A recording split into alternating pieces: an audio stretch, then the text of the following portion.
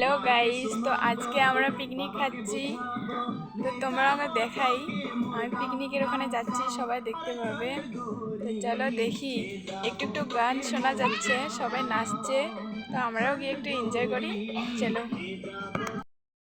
ও আরেকটা কথা ভুলে গেছি, মানে ওখানে গিয়ে আমি কথা বলতে পারবো না, মানে বক্সের কিছু শোনা যায় না, তার জন্য। গাইস, আমি এসে গেছি, ফাইনালি আমি পিকনিকের এখানে এসে গেছি। তো সবাইকে দেখো, আমি কথা বলতে পেরেছি, মানে বক্সটা একটু বন্ধ করেছে, তাই সবাইকে দেখো enjoy করছে। দেখো সবাইকে, মোর নওমা দেখতে পাচ্ছ বসে আছে, কিভাবে ঠান্ডা লেগেছে।